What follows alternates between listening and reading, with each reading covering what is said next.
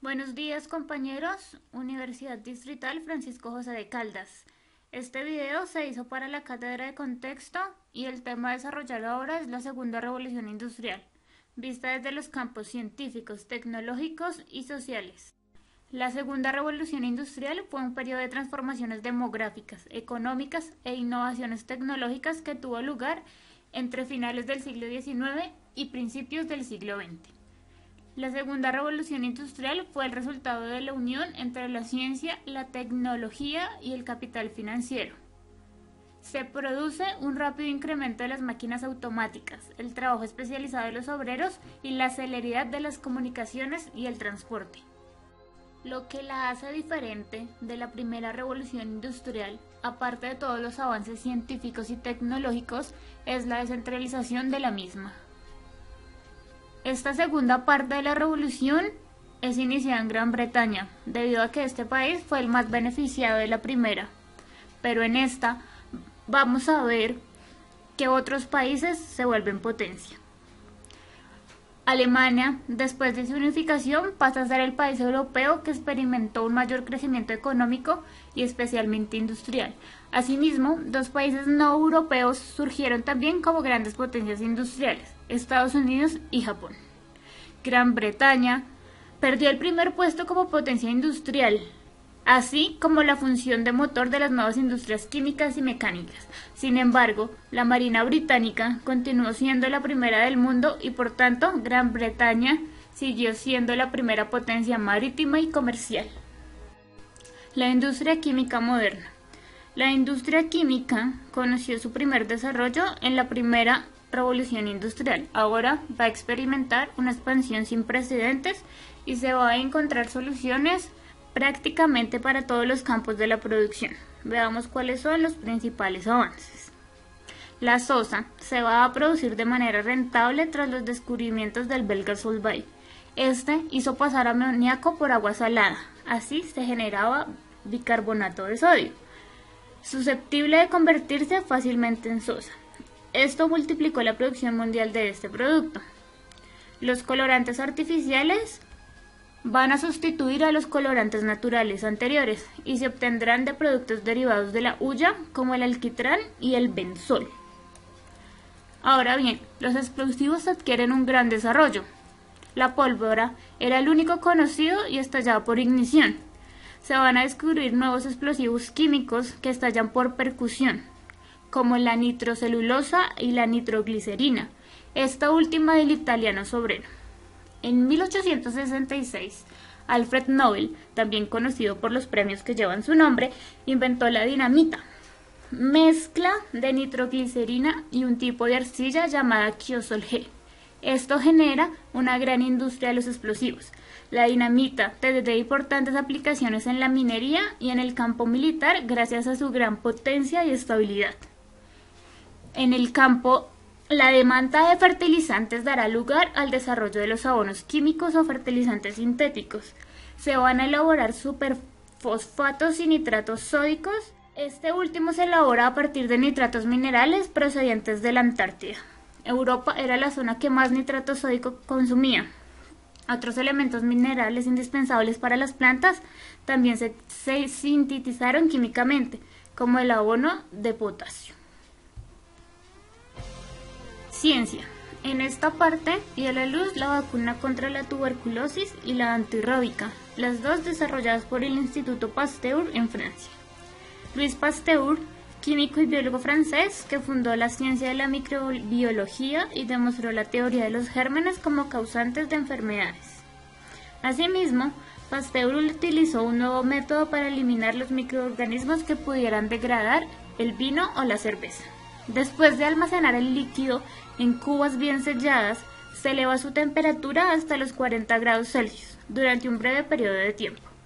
Comprobó experimentalmente que las poblaciones de bacterias del género Acetobacter se reducían en extremos hasta quedar casi esterilizado el alimento.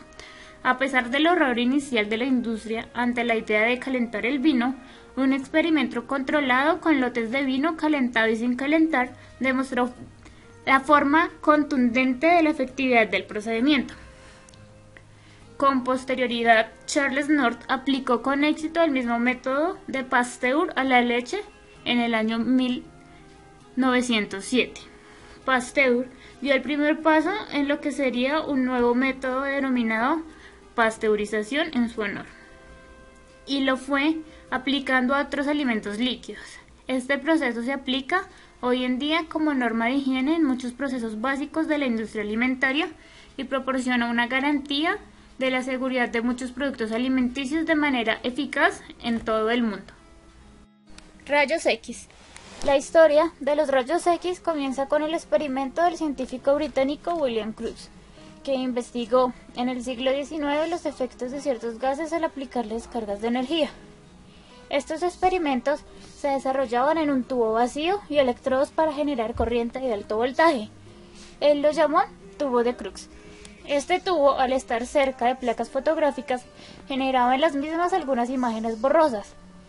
Pese al descubrimiento, Nikola Tesla, en 1887, comenzó a estudiar este efecto creado por medio de los tubos de Crookes. Una de las consecuencias de su investigación fue advertir a la comunidad científica el peligro para los organismos biológicos que supone la exposición a estas radiaciones.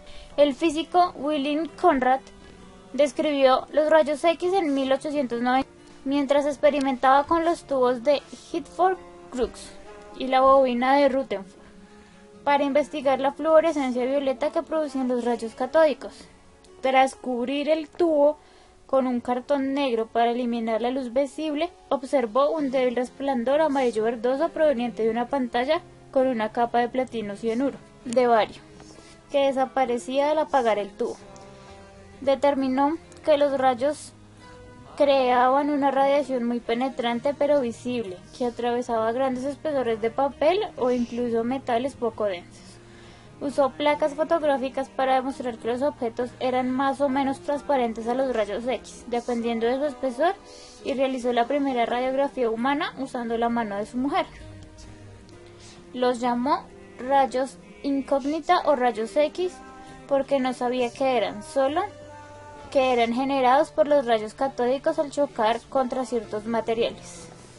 Aparecen las nuevas fuentes de energía, entre ellas el petróleo y la electricidad. El petróleo. Su conocimiento era de hace años, pero sus posibles aplicaciones se descubrieron luego de la segunda mitad del siglo XIX y de la mano del desarrollo de la industria química. Estas nuevas aplicaciones surgen como consecuencia de una demanda de nuevas máquinas. El primer pozo perforado aparece en Ohio, Estados Unidos, en 1859. No obstante, todo el crudo es inútil, industrialmente hablando, si solo se queda en crudo. Así, aparecen nuevos procesos que lo transforman en gasolina, gas y queroseno. La producción de petróleo no está completa sin elementos que lo usen. Aparece por ello, y potenciados por la existencia de este combustible, los motores de explosión interna y el motor diésel. Ambos motores irán sustituyendo poco a poco el carbón. Podemos ejemplificar con el uso de las calderas, ya que era necesario un amplio grupo humano que la mantuviera en funcionamiento, además de una gran cantidad de carbón. Con el petróleo y su respectivo motor se usaba menor cantidad y menos, lo que incrementaba el ahorro. Asimismo, a finales del siglo XIX se empezó a experimentar con los automóviles y con la aviación, a principios del siglo XX. Ambos medios de comunicación no se masificaron hasta después de la Primera Guerra Mundial. El uso masivo del petróleo y sus derivados tuvo una enorme repercusión económica y política, puesto los europeos empezaron a utilizar una fuente de energía que no tenían en su propio territorio. Eso les impuso extender sus intereses comerciales y políticos a otros continentes donde hubiera petróleo.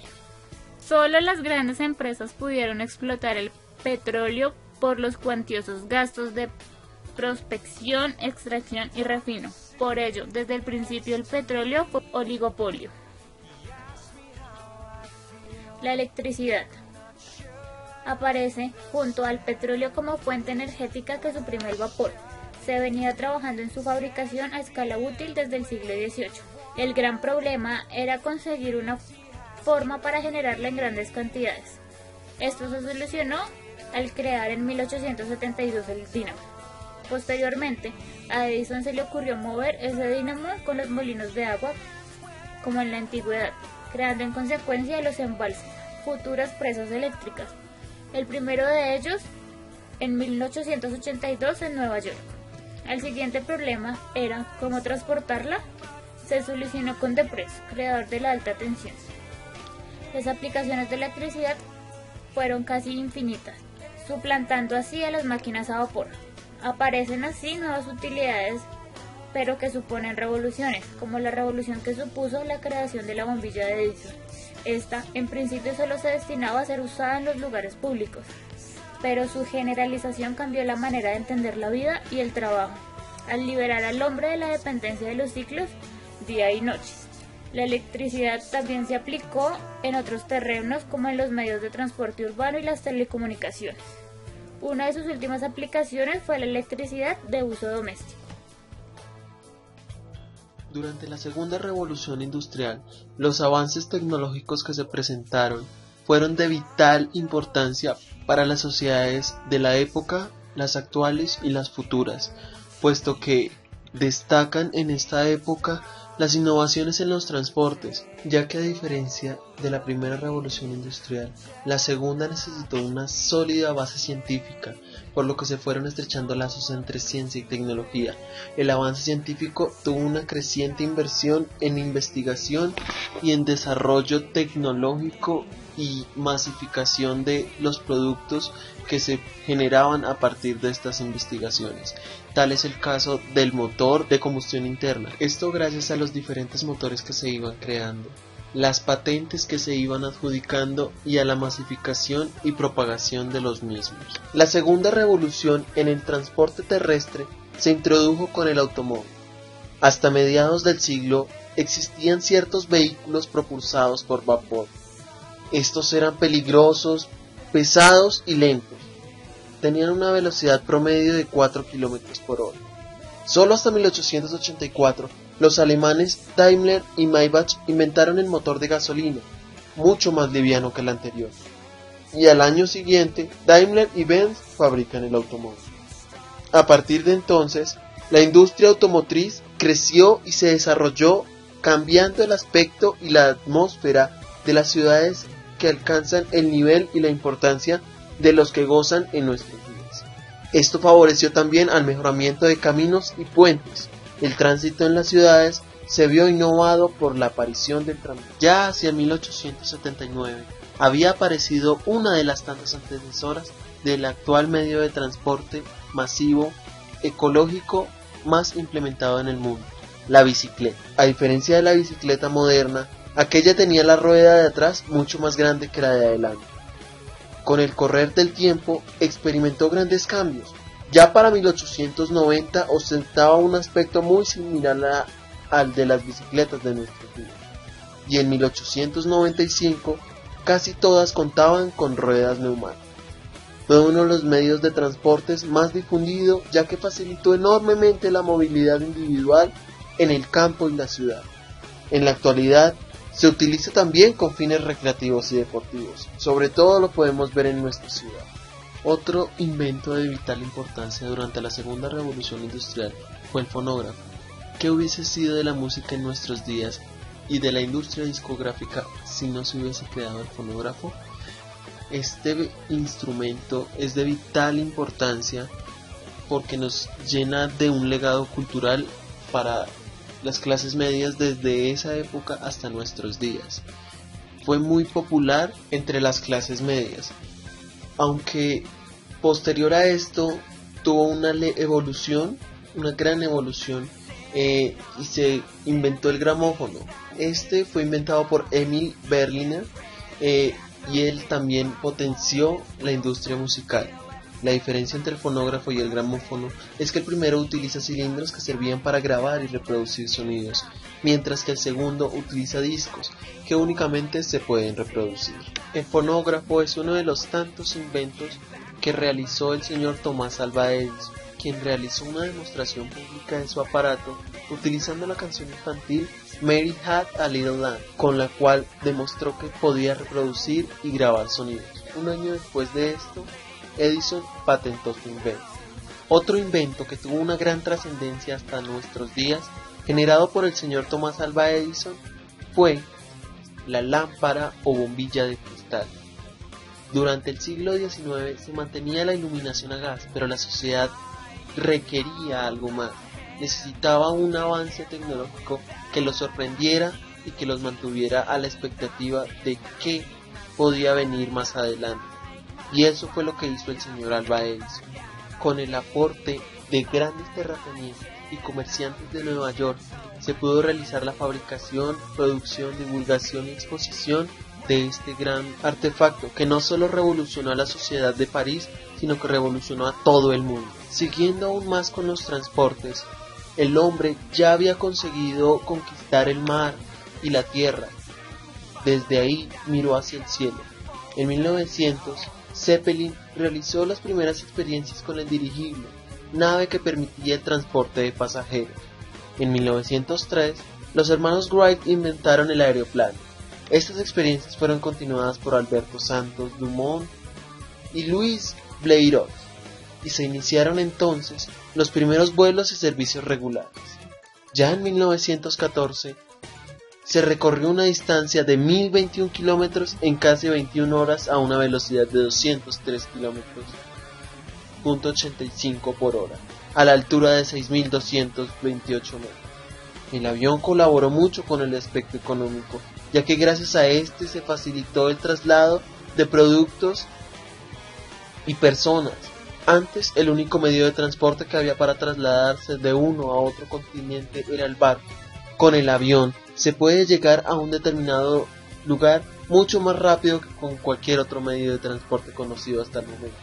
También fue muy útil para el comercio al momento de llevar los productos y no quererlos llevar por tierra o por mar. El protagonismo lo tuvieron en esta época el carbón, el hierro y el acero resultante de este último. Gracias a ello surge una nueva forma de transporte totalmente innovadora, el ferrocarril, que constituiría una vía de escape para toda la superproducción de materia prima que se elaboraba. En principio, el ferrocarril surge como una manera de trasladar el carbón, lo cual iniciaría una etapa de expansión hacia nuevos territorios a donde trasladar. Gracias a este nuevo medio de transporte, el concepto de tiempo también cambia. Antes, los tiempos se marcaban según el ritmo propio de la naturaleza. Por ejemplo, el obrero salía de la fábrica al caer el sol de la tarde. Con la invención del ferrocarril se comienza a controlar el tiempo mediante horas, minutos y segundos debido a la necesidad de marcar horarios para las llegadas y salidas del mismo. Las comunicaciones alcanzaron un gran desarrollo debido al avance de los transportes. El telégrafo, creado por Morse en 1837, se extendió con increíble rapidez. En 1845 se instaló el primer cable bajo el agua en los Estados Unidos, y en 1878 se instalaron los primeros cables transatlánticos. La importancia de este nuevo medio quedaba afirmada por el siguiente dato. En 1908 se enviaron por telégrafo 334 millones de despachos. En 1876, Alejandro Graham Bell inventó el teléfono que se difundiría a partir de 1879. Y en 1887 apareció la telegrafía sin hilos, la radio, producto de la inventiva de Guillermo Marconi. La gran producción y el avance tecnológico generaron un fenómeno de expansión y concentración de capitales. Campo social. Explosión demográfica. La transición demográfica, por cuanto implica una fuente de crecimiento de la población, puede denominarse revolución demográfica o explosión demográfica, especialmente durante su fase inicial, caracterizada por la disminución de la mortalidad debido a que, como hemos visto, todos estos elementos desarrollados en este periodo influyeron positivamente a mejorar la calidad de vida, produciendo así altas tasas de crecimiento. Suele utilizarse la expresión explosión blanca para el periodo de transición demográfico que los países europeos sufrieron durante la revolución industrial de los siglos XVIII y XIX y que coincidió con fuertes tasas de migración hacia América y los respectivos imperios coloniales. Migraciones. El crecimiento de la población en buena parte de Europa no fue acompañado por un desarrollo paralelo de la economía. Por eso aumentó el paro y muchos campesinos de Europa meridional y del este tuvieron que emigrar a Estados Unidos, aproximadamente 50 millones de ellos. Paralelamente, la gran demanda de mano de obra en Estados Unidos hizo que este país se convirtiera en el principal punto de atracción de todas estas gentes. Por último, los grandes adelantos en los medios de transporte marítimo facilitaron dichos desplazamientos migratorios. Volviendo a Europa, la agricultura ocupaba cada vez menos población, y ésta se veía impedida a trasladarse a las ciudades que durante esta época crecieron de forma notable. El enorme crecimiento de las ciudades europeas provocó un problema de caos y desorganización en estas. De ahí que los urbanistas y planificadores urbanos tuvieron que emplearse a fondo para diseñar un crecimiento urbano ordenado y racional. Surge así los ensanches de las ciudades europeas de la segunda mitad del siglo XIX, con grandes avenidas rectas que se cortan en ángulo recto. El Taylorismo hace referencia a la división de las distintas tareas del proceso de producción, por un método de organización industrial cuyo fin era aumentar la productividad y evitar el control que el obrero podía tener en los tiempos de producción. Está relacionado con la producción en cadena. Frederick Taylor intentó eliminar por completo los movimientos innecesarios de los obreros con el deseo de aprovechar al máximo el potencial productivo de la industria. Hizo un estudio con el objeto de eliminar los movimientos inútiles y establecer por medio de cronómetros el tiempo necesario para realizar cada tarea específica. El sistema de Taylor bajó los costos de producción porque se tenía que pagar menos salarios. Las empresas incluso llegaron a pagar menos dinero por cada pieza para que los obreros se diesen más prisa.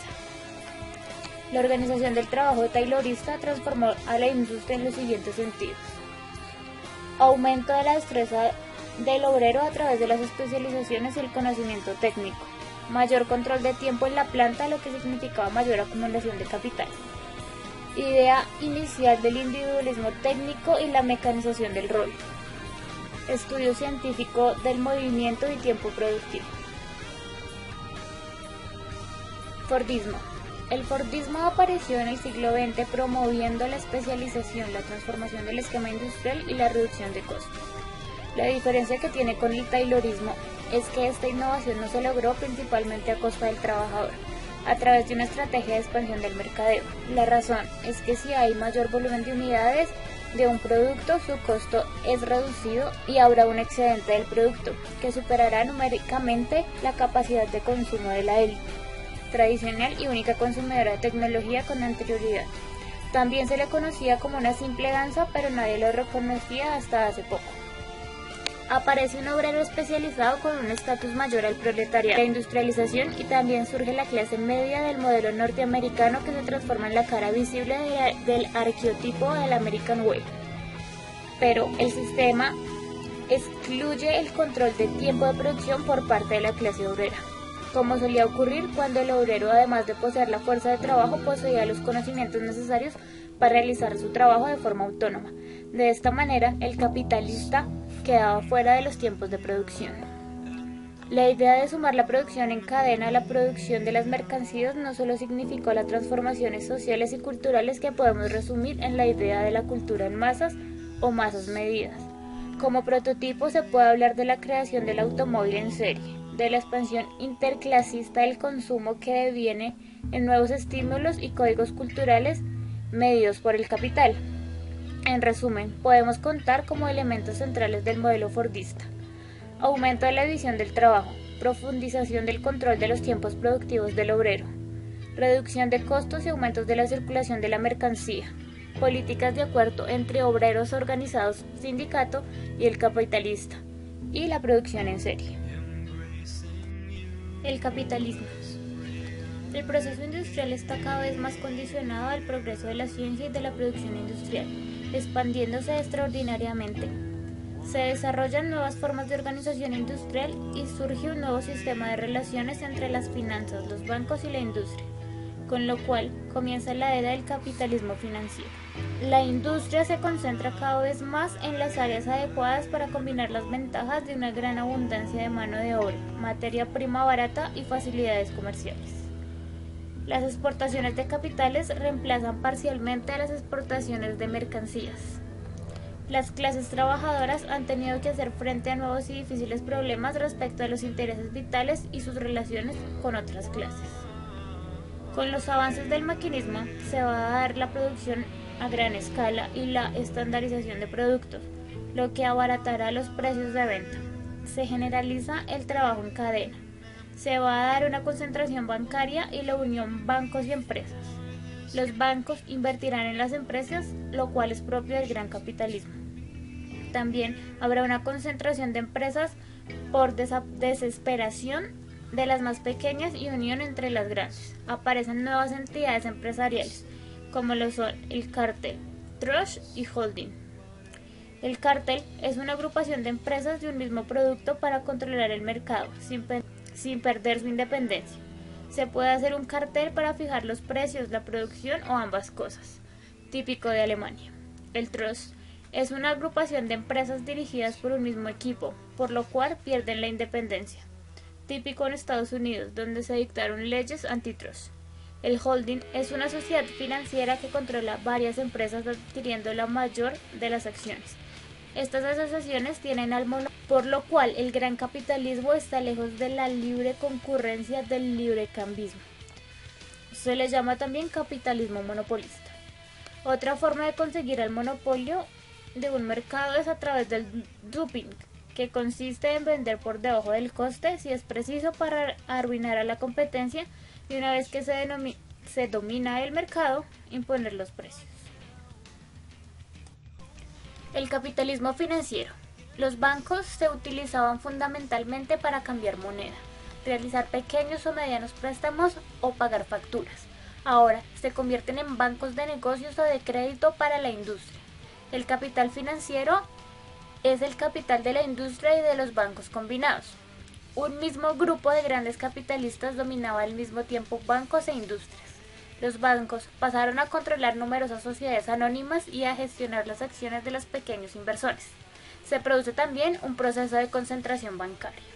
El crédito, a comienzos del siglo XIX, estaba limitado y se hacía con mucha prudencia. Ahora que las empresas necesitan mucho dinero, se generaliza el crédito a corto plazo y a bajo interés, o a largo plazo y alto interés.